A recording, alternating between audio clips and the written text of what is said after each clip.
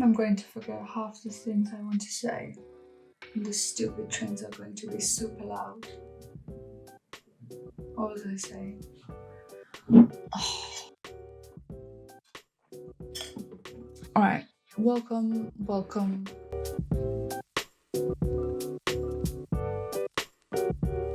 Welcome or welcome back. Today is the 15th February and you know what? Yesterday we got some news and I made short about it because I was like, well, that's very easy, right? It's just Pharrell Williams has been appointed the new creative director for Louis Vuitton menswear. That's great, right? What else is there to say? Then I kept thinking about it and I actually realized there is a lot to say. So made notes. Louis Vuitton themed, as usual, on brand. So this is going to be shorter but longer than short, but hopefully a bit more contextual. My name's Linda. I talk about stuff. So if you're here for stuff, great.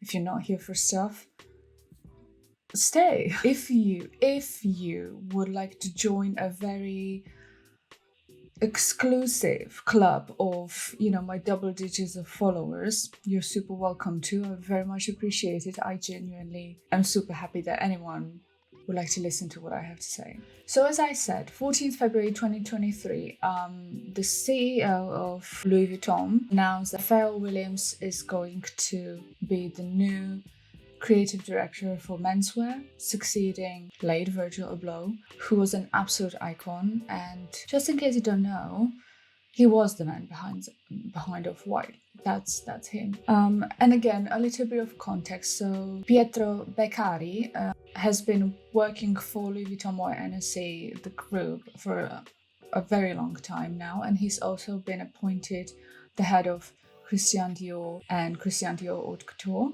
And he's been very recently, a couple of weeks, appointed CEO of Louis Vuitton as well. And his first, business of order was signing Pharrell Williams as the new creative director for menswear. And it's quite interesting because it's like onions and ogres, it's got layers. So you can look at it from the perspective of, oh, it makes sense. He's very stylish. It makes sense that he's leading the men's division of the brand, succeeding Virgil Abloh, who was brilliant again. I feel like I'm repeating myself a lot. I am repeating myself a lot, and I am sorry.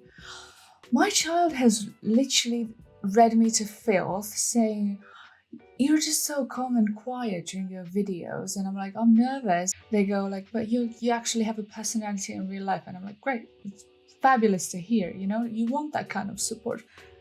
I digress. Louis Vuitton is dubbed the most popular, most successful luxury designer company. I don't know whether they mean it from brand perspective. Annual profits, I didn't have a chance to have a look at it, but I know that last year Louis Vuitton reported more than 20 billion euro in annual profits. However, the brand and the popularity has been tanking. Honestly, it's not been doing great, and it is my personal opinion that Louis Vuitton is still standing still because of the house logo, because of the house monogram and the legacy that it's still holding, and what Virgil Abloh has done with menswear, because that's been amazing. And I don't believe that I need to introduce Pharrell Williams. He's amazing. He's an artist, singer, director. He's got a fantastic skincare brand called Human Race, if you want to check that out. He's very vocal, and he was very active on the field of advocacy for communities of color. He's one of the founders of the Mighty Forum, which is amazing, I think. And he's really been doing some amazing things. This is also not his first fashion venture. He's got multiple collaborations with Louis Vuitton in the past. He's got a collaboration with Chanel, sneakers, Tiffany's. He's been collaborating with Adidas for ages. He's got his sustainable fabrics company. There is a lot happening with this man, okay? Plus, he's got a wife and 4 kids, a son and triplets. So we've got that. So let's split it into the business decision and the fashion decision. The business decision, again, they need to make more profit than last year, which is a huge chunk of money. The popularity of the brand is not doing very well. And then you have the umbrella of economy, of inflation. Brands are doing price increases on annual basis anyway to sort of cope with the inflation and with the changes on the market and everything. And now you have post-COVID, you've got Ukraine still happening, you've got supply chain issues, we are still sort of trying to deal with 2008 changes. So there is a lot happening, and they have a lot to do to actually keep that demand. Now, fashion-wise, I think Virgil Abloh did an amazing job in Louis Vuitton. I am a huge fan myself, and I think, and this is probably going to be an unpopular opinion with many, but I'm not a fan of Jeskia, and I don't think he's doing a very good job, but this is, again, my personal opinion.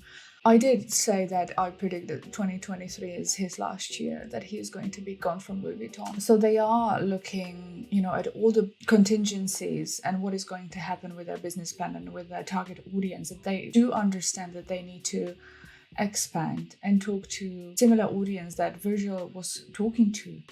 Younger people interested in making fashion more wearable and more functional. And I think Virgil was doing an amazing job demonstrating all those things and introducing all those things to the market. I went to say hi to my kid and knocked the camera over. So great, this is going so good. I went to say hi to my kiddo and I knocked the camera over. So this is going great. This is going amazing.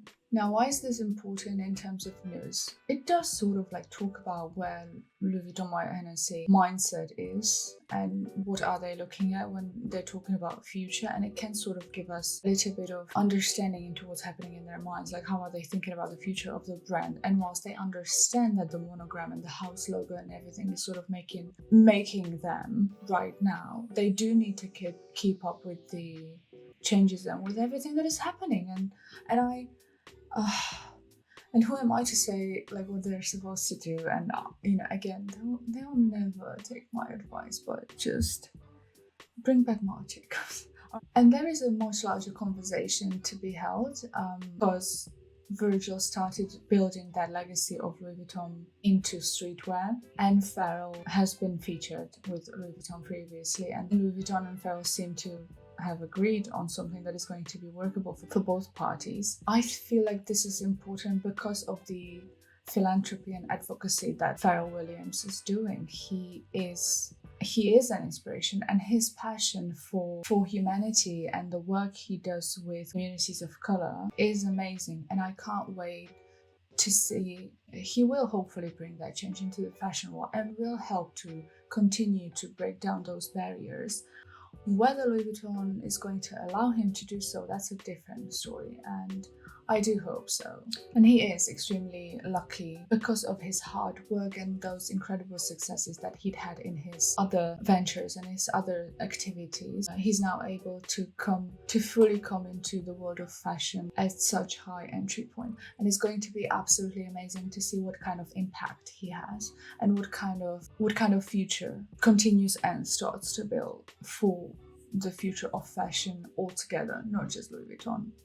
So just a short recap, is effective immediately. He is supposedly currently working on his first show. He's going to be presenting his first show during Men's Fashion Week, happening in July in Paris. So I am incredibly excited what's going to happen, and maybe that is going to, that fashion week that happens in July is going to be the last fashion week of Jeskia, which I'm not saying would be amazing, but I'm also not saying it would be amazing. Now, I know I rambled a lot, but hopefully you get the gist of it. This is contextually absolutely, brilliant news. And despite Pharrell Williams not having classic tailoring experience, Pharrell does not have that traditional trajectory in the world of fashion.